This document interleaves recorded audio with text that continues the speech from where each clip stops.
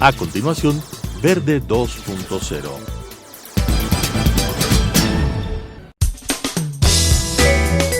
Clasificación A. Apto para todo público.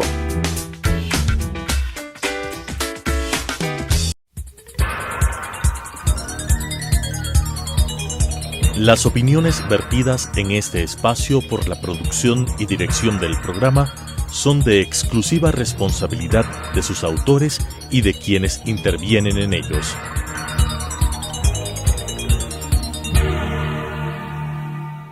Telesucesos Canal 29 UHF presenta Verde 2.0, un programa de variedades sobre el acontecer ciudadano con la conducción de Claudia Arteaga.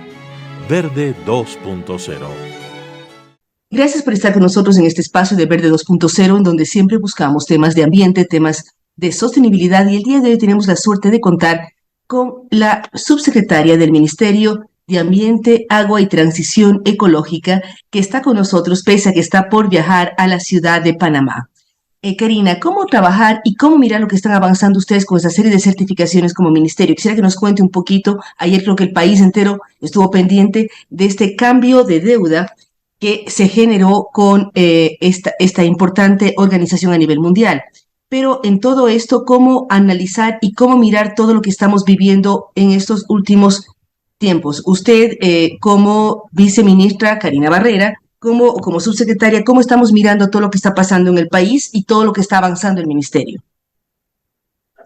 Muchísimas gracias por este espacio. Sí, justamente creo que hay cosas importantes en el marco de la transición ecológica que se está impulsando desde el Ministerio del Ambiente, que va más allá del nombre, ¿no? Ahora es Ministerio del Ambiente, Agua y Transición Ecológica, y todo lo que se está haciendo cobra sentido cuando se entiende qué significa la transición ecológica. La transición ecológica implica transitar, movernos desde un modelo de desarrollo tradicional a un modelo de desarrollo sostenible, donde también nuestros ingresos dependen de la naturaleza, que es uno de nuestros grandes recursos naturales. Ecuador, el país más megabiodiverso del mundo por kilómetro cuadrado, se hace presente en el contexto internacional, justamente con esta operación de canje de deuda, por ejemplo, lo que usted menciona hace un momento, ¿no? La operación de canje de deuda más grande del mundo, canje de deuda por conservación. Esta es una de las iniciativas que reflejan en hechos qué es lo que se ha impulsado desde el gobierno nacional con la transición ecológica. Creo que hoy somos referentes mundiales de haber implementado un nuevo mecanismo financiero, y de la misma manera, dentro de mi subsecretaría de Cambio Climático, que es mi área de responsabilidad en especial, hemos venido trabajando también en la transición hacia la descarbonización. Estamos construyendo una política pública de largo plazo con una visión al 2050 que le permita al Ecuador promover nuevos modelos bajos en carbono. Y también, por otro lado, adaptarnos a los efectos del cambio climático. Hoy contamos, desde el 7 de febrero de este año, se lanzó el primer Plan Nacional de Adaptación al Cambio Climático, que ya tiene estas proyecciones climáticas al 2050 y al 2070. Hoy podemos saber cómo, por ejemplo, el cambio climático puede afectar a la agricultura. ¿Qué cultivos podrían ser afectados con el cambio climático? Pongo como ejemplos tangibles qué sitios podrían ser susceptibles a la sequía, qué cultivos podrían perderse con la sequía, cuáles son las fuentes hídricas que podrían verse afectadas o por inundaciones. ¿Cómo trabajar, subsecretaria, con esta temática? ¿Cómo adaptarnos? Si, por ejemplo, si las temporadas de lluvia duran más ahora que antes, o de pronto las sequías duran más ahora que antes. Acabamos de vivir una temporada lluviosa terriblemente fuerte en todo el Ecuador. ¿Cómo aprender a adaptarnos y tener la suficiente capacidad de evitar que los cultivos se pierdan, como un ejemplo? Y podemos hablar también de las ciudades, que las casas se inunden, que los ríos, bueno, existe el tema de la costa, es muy complejo porque los niveles de los océanos van subiendo, y cuando se mezcla lluvia y marea alta, los problemas son gravísimos. Pero ¿cómo trabajar en medidas de adaptación al cambio climático? Porque está sucediendo. Digan lo que digan, somos parte del cambio climático. ¿Cómo buscar esas medidas de adaptación de todos los ecuatorianos en este caso específico?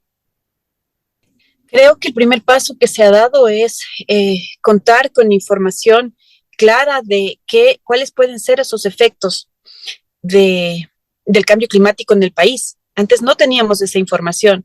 Hoy contamos con información. Hoy podemos saber, por ejemplo, que el país podría llegar a tener una temperatura de 2 grados centígrados. Y en el caso del sector, por ejemplo, de agricultura, hoy hay que generar planes de adaptación sectoriales. En el caso de agricultura, sabemos que más del 60% de los cultivos importantes del país están en suelos no aptos. ¿Eso qué quiere decir que podría pasar en el futuro? Que para que tengamos los mismos rendimientos de productividad, tendríamos que ocupar más espacio y deforestar más bosques. Entonces, desde hoy tenemos que empezar a trabajar con manejo forestal sostenible de la tierra, con prácticas de producción sostenible. Entonces, hoy el Ministerio de Agricultura sabe que dentro de sus políticas tiene que empezar a incluir, además de las políticas productivas, políticas de lucha contra la deforestación para poder limitar el crecimiento de la frontera agrícola. Entonces, creo que ya hay medidas específicas. Por otro lado, ¿cómo sabemos si hoy ya podemos tener proyecciones climáticas de que en ciudades como Jubones, por ejemplo, Babahoyo, tenemos desde ya inundaciones? Los planes de ordenamiento territorial tienen que empezar a utilizar este tipo de información para incorporarla dentro de sus planes de ordenamiento territorial, ¿no? Los planes de ordenamiento territorial ya deben incluir previsiones de gestión de riesgos, ordenamiento, los planes de uso y gestión del suelo, ya pueden saber dónde se puede permitir construir y dónde no. Así que creo que las herramientas que estamos proveyendo al país son importantísimas y además también somos pioneros en la región. Este tipo de información, nuestro país ha estado avanzando en dar información clave. Así que lo que se viene es justamente incorporar en las políticas sectoriales y también en las políticas locales este tipo de información en la planificación local. Son todos temas muy importantes. También vemos que durante los últimos días, en el mes de abril, ustedes presentaron o están implementando el sistema de transparencia climática de Ecuador. ¿Qué significa? ¿Qué significa transparentar la problemática climática en el país? También de la misma manera es una oportunidad, también es una buena noticia para todos, porque es básicamente tener una plataforma de información que se ampara dentro de lo que la ley, el marco legal ambiental establece, que es el Registro Nacional de Cambio Climático. Es contar con la información de mitigación de cambio climático. Por ejemplo, que todos sepamos cuántas emisiones se están reduciendo en el sector de la energía, qué es lo que está haciendo el Ministerio de Agricultura en cuanto a las acciones climáticas de agricultura, qué es lo que está haciendo los gobiernos autónomos descentralizados para contribuir al cambio climático. Entonces, esta plataforma nos va a permitir contar con esta información clara, cuáles proyectos de adaptación al cambio climático se están construyendo o se están desarrollando en todo el país, qué empresas privadas están midiendo su huella de carbono. Toda esta información tangible va a estar disponible para todos y todas las ecuatorianas. Lo que busca esta plataforma es sistematizar estos esfuerzos, incluirlos, transparentarlos y además hablar el mismo lenguaje internacional, porque todo lo que nosotros hacemos en cambio climático a nivel nacional también lo podemos que reportar a nuestros compromisos internacionales. La información climática, la agenda de cambio climático es una agenda mundial. Entonces, todos los países contribuimos con información para la toma de decisiones mundiales. Es muy importante lo que usted habla. La agenda de cambio climático es mundial y todos tenemos que estar de una u otra manera involucrados con esto. ¿Cómo, Karina, conseguir que se repliquen las buenas prácticas? ¿A qué me refiero? Usted habla de lo que están haciendo los GATS, los gobiernos autónomos descentralizados. Hay GATS con prácticas positivas sobre medidas para que tengan que ver, para disminuir los efectos invernaderos, para una serie de elementos. ¿Cómo hacer que estas medidas que van de acuerdo o con cuidado al tema climático puedan ser replicadas por otros municipios, como ejemplo, o puedan ser replicadas en otras ciudades de otros países? ¿Cómo trabaja el ministerio en estos temas para replicar a prácticas positivas? Bueno, creo que aquí hay algunos temas importantes, ¿no? Yo quisiera resaltar que en este trabajo de formulación de política pública hemos podido trabajar de la mano tanto con el CONGOPE como con la AME y los diferentes municipios y hemos identificado prácticas notables. Resalto el gran esfuerzo que ha hecho Puerto Viejo, por ejemplo, como líder en poder incluir en su planificación territorial los riesgos climáticos, incluir ya su transición a la descarbonización y su análisis de riesgos. Entonces, yo creo que el compartir esta información y estos esfuerzos notables es clave. Esta plataforma va a identificar o nos va a ayudar a identificar esos esfuerzos de los gobiernos autónomos descentralizados. Por otro lado, también quisiera contarle que uno de nuestros proyectos para este año es generar un distintivo de los gobiernos autónomos descentralizados que podamos reconocer las prácticas climáticas. Primero, decir cuáles serían las prácticas climáticas ideales en mitigación y en adaptación, y luego entregar un distintivo a aquellos municipios que puedan cumplir con estas prácticas y poder además reconocer con beneficios para esos municipios en términos de financiamiento climático, también de poder trabajar con el BED en tema de fortalecer los préstamos, en trabajar en un paquete de incentivos para esos GATS. Entonces, uno de nuestros grandes proyectos de este año es generar este incentivo en el marco de uno de nuestros programas, que es el programa Ecuador Carbono Cero. En el marco de este programa estamos desarrollando esto.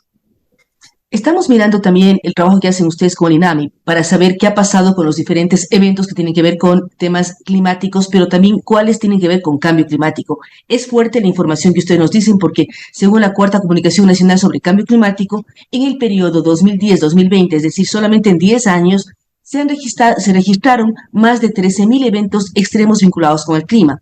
¿Cómo tomar esta información, Karina, como Ministerio de Ambiente y proyectarla? Y es decir, pensar qué nos puede pasar al futuro, porque si uno piensa o mira otras latitudes, mira los huracanes en la zona del Mar Caribe y la Florida y todo lo que significa los huracanes en ciertas épocas del año, cada vez son más recurrentes y duran más tiempo.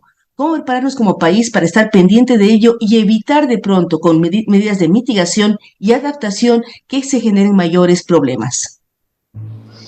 Bueno, es justamente eso lo que se pudo presentar también el 7 de febrero a través del Plan Nacional de Adaptación. Presentamos esas proyecciones climáticas. Hoy el país ya cuenta con el sistema de proyecciones climáticas y riesgos climáticos. Las proyecciones al 2050 y al 2070 están proyectadas. Hemos tomado la información histórica del INAMI desde 1985 hasta el 2015 y se ha proyectado y está disponible ya para todos y todas los ecuatorianos en este sistema SPRAC que acabo de mencionar. Sabemos que los efectos del cambio climático, como he mencionado, van a ser más intensos. ¿Qué es lo que nos espera a nosotros? Fenómenos del Niño más intensos y más frecuentes. Por ejemplo, la información que provee el INAMI es clave para el país. Se convierte en uno de los institutos que tiene que ser potenciado. Desde el Ministerio del Ambiente, el INAMI constituye una de sus instituciones adscritas y durante este año hemos trabajado en un proyecto de poder fortalecer esta institución. Así que hoy, por ejemplo, se están anclando las redes hidrometeorológicas de varias instituciones para tener mayor alcance y cobertura nacional y poder entregar esta información para la toma de decisiones también de la Secretaría Nacional de Gestión de Riesgos. Estamos apoyando en esto. Estas como son las decisiones de corto plazo, pero también aportando con información y proyecciones de futuro que permitan hacer política pública de largo plazo. ¿Cómo también involucrar a otros sectores, subsecretaria? Podemos pensar en empresa privada, en academia. ¿Cómo hacer que todos, como parte de Ecuador, cuidemos y tengamos presente lo que está sucediendo con el cambio climático? La academia es fundamental, el tema universitario, tanto privadas como públicas, pero también la empresa privada. Usted hablaba sobre que el principal recurso del país, efectivamente, es el recurso natural. Llámese renovable, no renovable, hay que cuidarlo y hay que también trabajar con él porque lo necesitamos. ¿Cómo involucrar a todos los sectores productivos y académicos en este proceso que usted nos está comentando?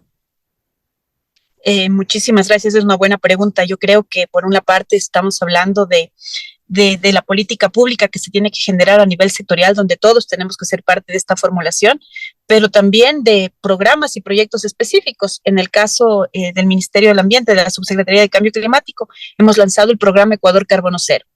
El programa Ecuador Carbono Cero es el programa que promueve la gestión climática especialmente desde el sector privado y también desde las empresas públicas. Hoy las empresas tienen herramientas para medir y reducir su huella de carbono y ahora también estamos trabajando, en cambio, en generar la primera norma de compensación de emisiones de gases de efecto invernadero para el país. Eso va a permitir, en cambio, que las personas que conservan, que los pueblos indígenas, que las comunidades locales, que tienen actividades de conservación de bosques, que en cambio absorben o reducen las emisiones de gases de efecto invernadero, puedan ser compensados por aquellas empresas que quieren neutralizar su huella de carbono después de haber hecho sus esfuerzos de reducción. Entonces, ahora tenemos este programa Ecuador Carbono Cero que nos permite incluir al sector privado y público en la acción climática y dar nuevas oportunidades de financiamiento para justamente comunidades locales, pueblos indígenas y también el sector privado que quiera generar proyectos que absorban o que mitiguen el cambio climático. Dentro de Que además Ecuador tiene Carbono consecuencias Cero, dentro de Ecuador Carbono Cero y todo el proceso de descarbonización, ¿cómo hacer que toda la ciudadanía lo comprendamos y ayudemos a que todos seamos conscientes de la huella ecológica que dejamos? Porque a veces nos hablan de la huella digital, de la huella de diferentes formas, y también, o sea, cómo generar o disminuir la huella que cada ecuatoriano genera a lo largo del día, del mes, del año. Bueno, definitivamente son nuestros hábitos de consumo.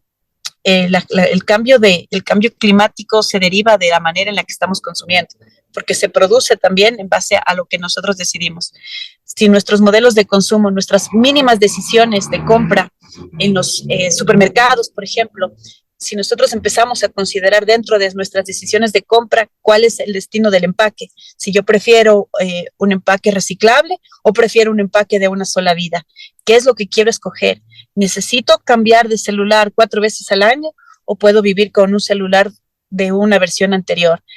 Todas esas decisiones de consumo, la ropa que me pongo, cuánto tiempo dura esta ropa que yo tengo, yo puedo alquilar un traje en realidad de comprarlo solamente para una vez. O sea, son decisiones tan específicas. ¿O en qué me transporto? ¿Qué quiero escoger como medio de transporte? Creo que también estos hábitos de alimentación, ¿qué tipo de alimentos utilizo? Si como mucha carne o si en realidad prefiero vegetales. Creo que cada una de nuestras decisiones marca una diferencia en la huella de carbono que tengamos y nuestra contribución también de la huella ecológica al planeta. Es muy importante lo que usted señala. Queremos agradecer a la subsecretaria Karina Barrera, que ha estado presente con nosotros el día de hoy en Verde 2.0. Esperamos que sus mensajes, Karina, lleguen a toda la población, que todos seamos más conscientes, seamos más cuidadosos y responsables con el planeta, que es nuestra gran casa, es la casa en la que todos vivimos y de la cual no podemos cambiarnos. Así es que hay que cuidarla y preservarla. Nuevamente, gracias a Karina Barrera, quien ha estado con nosotros el día de hoy. Vamos nosotros a despedirnos y nos veremos en una semana más. Las opiniones vertidas en este espacio por la producción y dirección del programa son de exclusiva responsabilidad de sus autores y de quienes intervienen en ellos.